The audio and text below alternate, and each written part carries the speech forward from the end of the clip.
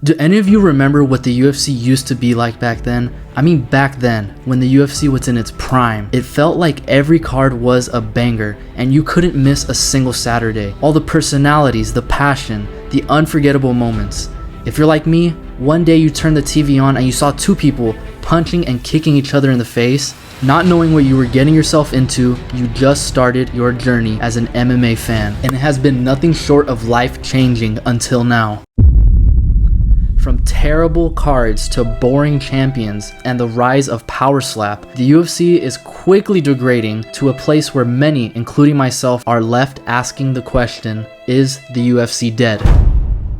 What's up boys, it's Teepkick back with another video, and as you see from the title today, I will be discussing whether or not the UFC is dead and if there's any hope for the future of the UFC. As you can tell by these comments, many fans are fed up with Dana, the UFC, and these horrible cards that we've had to consume for the last few months. Why is the UFC going downhill? Well, first, I want to start with the champions. Let's look at the champions right now. Here we are on the UFC site. We have Alexander Pantoja as the flyweight champion, Bantamweight Merab, Volk, Islam at lightweight, but that should be vacant. JDM for welterweight, Dricus at middleweight, and Ankalaev at light heavyweight. For heavyweight, everyone's favorite fighter Jon Jones, followed by women's strawweight with Zhang Weili, then Valentina, and finally Kayla Mr. Harrison. There's an argument that most of these champions are boring. Look at Pantoja. He's beat almost everybody in this division already, at least within the top 10, but he's never going to be a star. For Bantamweight, we have Merab, who is obviously one of the more boring champions. I know he just got that finish over O'Malley, but in his 15-fight UFC career, he only has 2 finishes. This is ridiculous. He's the unanimous decision king, as you could tell by these stats. Next we have Volk, who we know we're happy to see back as the featherweight king, but let's be honest, Ilia Topuria was the best featherweight, so a lot of people are going to be calling Volk the paper champion, which is a problem. I obviously see him as the rightful champion. He beat Diego Lopez in that vacant title fight, so he is the champion, but you know people and casuals are going to get mad about that. Next is lightweight, which should be vacant, and is going to be Ilia Topuria against Charles Oliveira. In addition, we have JDM, who just took out Bilal, forget the name Mohammed, in great fashion. I was a little bit sad about this because it meant that now we're never going to see Ilia Topuria fight Islam Makhachev. On the bright side, Bilal can go home and just never touch gold again. Next is Dricus, who's honestly one of the more entertaining fighters as well. His plot armor is impenetrable. This guy may never lose the championship until he retires. And next we have Magomed Ankalaev, who just took out Alex Pereira and is going to reign as a very boring champion who just looks to wrestle or just to counterpunch. He does have some exciting finishes, but we all knew we wanted Alex Pereira to be that champion, an exciting guy with that aura that he could just knock out anybody in the world. Jon Jones is one of the biggest problems, and this is coming from a Jon Jones stan. Jon Jones is my favorite fighter, but he is destroying the heavyweight division along with Dana and the UFC, making this a very boring division where Tom Aspinall has to wait to fight. Strawweight is another reason why women's MMA is going downhill as well, because we only have Zhang Weili, while everyone else, with Rose gone now, the strawweight division is in shambles because nobody's going to be Zhang Weili. Shevchenko continues to prove people wrong since she just defeated Manfrero and retained her title. She is one of the more exciting women's fighters, especially amongst the champions. If we look at bantamweight, this division should have been closed a long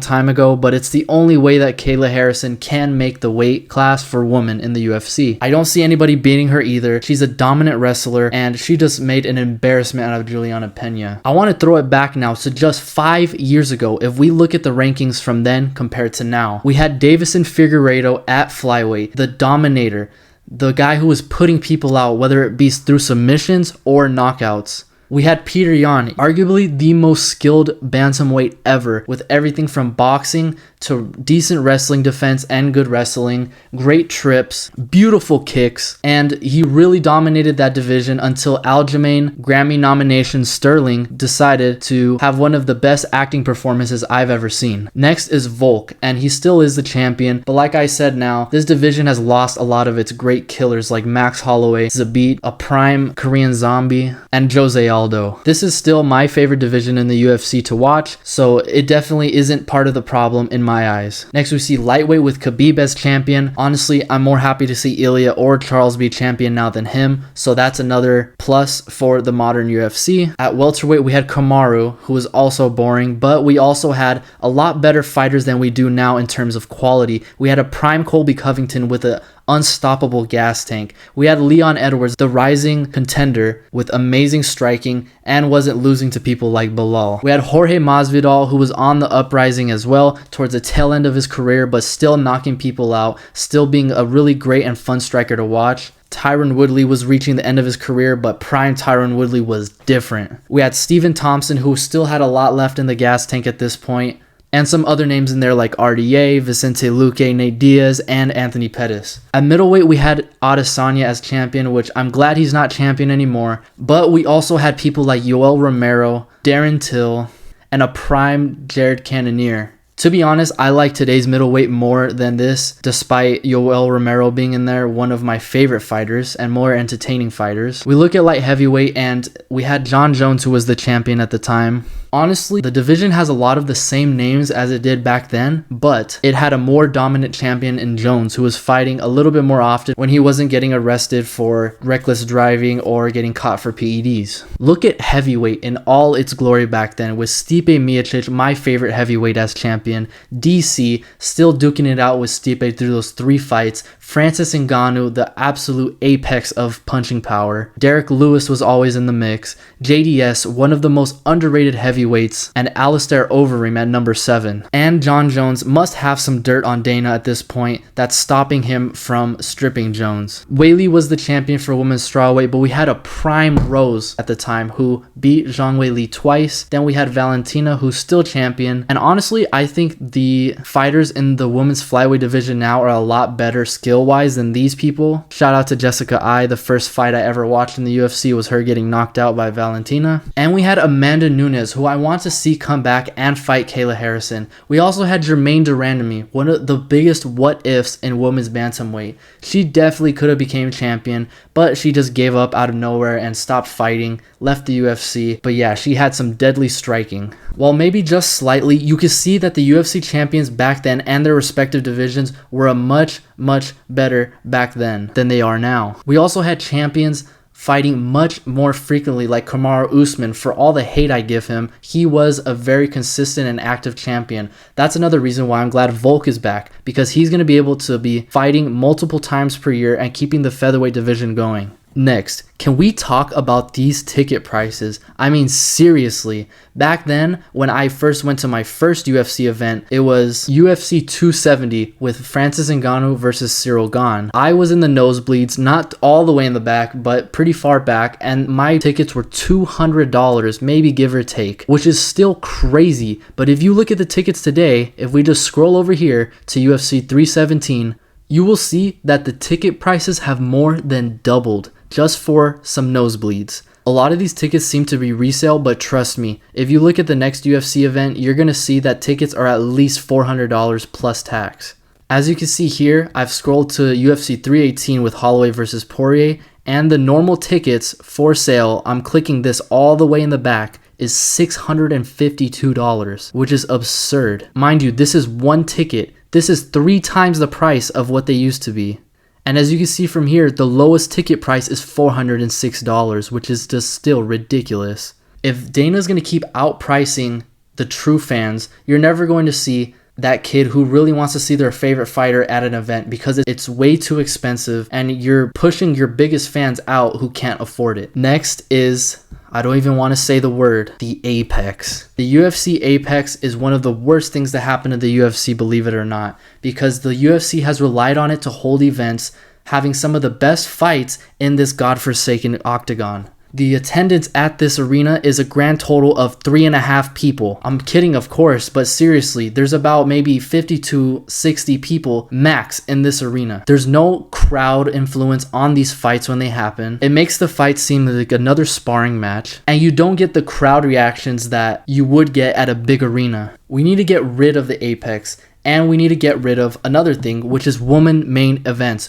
What are we doing here? This is not even a misogynistic comment. Women should not be main eventing if it's not a star like Amanda Nunes, Rose Namajunas, Zhang Weili, etc. Having random women's fights headlining these cards is one big reason why viewership is declining. It's simply not as exciting. Women's MMA is just not at the level men's MMA is. That's a simple fact. So why would someone pay to go see a women's main event, or even turn on the TV for that matter, to watch that main event if they know they're not going to be watching a good quality fight? Finally, I want to talk about Power Slap, because what is Dana doing? Why did he create Power Slap? I understand he wanted the viral moments to get his social medias to go up, but he's taking his attention away from the UFC, which is his prime product. You even see him trying to promote Terence Crawford against Canelo Alvarez. It seems that today Dana's mind is on everywhere except the UFC almost. While it's simply the online sentiment, I've seen so many MMA fans, being the large majority, saying they do not care about Power Slap and they don't even watch it. If this does become a bigger sport one day, which I don't think it will, it's going to take years for fans to grow to love these characters. It's ridiculous. Power Slap needs to go. He needs to stop focusing on it so much, and he needs to put his focus back on the UFC, making good fights and pleasing the fans. But is there still hope for the UFC? Is the UFC really dead? I will say right now, no. As of this video being posted, the UFC is obviously not dead. They're making a lot of money, they're bringing in a lot of views, but I just don't get that same feeling when I turn on the TV every Saturday, where I was really anticipating to see that fight or to see that card. Now I'm happy if I even get to see 1 or 2 knockouts or a couple good fights per card if it's not a numbered card. And if it is a numbered card, I'm mostly looking forward to the main and co-main event. You may say I'm a casual, but let's be honest, many of the fights are not living up to expectations nowadays, and the cards are not nearly as stacked. Even last year's International Fight Week card was not that crazy besides the last couple fights. I mean, why is Mayra Bueno Silva fighting Macy on a main card of an International Fight Week? It just doesn't make sense to me. Dana still has a chance to turn things around before it's too late. There's some fun upcoming matchups like Charles versus Topuria and Hamzat versus DDP. He needs to push forward these undefeated monster fighters like Hamzat and Ilya and make them a star instead of Sean O'Malley and try to forcing him to be a star that he's really not. He also needs to ditch Power Slap. While I know this isn't likely, it's very necessary for him to just stop focusing on that so much and realign his focus to the UFC. All in all, I will still be there every Saturday. I'll still be watching all these fights, and I'm sure a lot of you will be too. But a video like this is necessary when we see the UFC and where it's going nowadays. We need more people to be voicing their opinion and telling Dana and the UFC that it's time to make a change. It's time to make the UFC great again, like it was in its glory days. But with that, I want you guys to tell me in the comments, do you guys think the UFC is dead? What do you think they should do to try and make the UFC great again? And maybe what's one fight you want to see them put together that would turn your interest back to the UFC? Thank you guys for watching. Hit the like button, subscribe, and let me know what you guys want to see in the next video. Thanks for watching. Peace.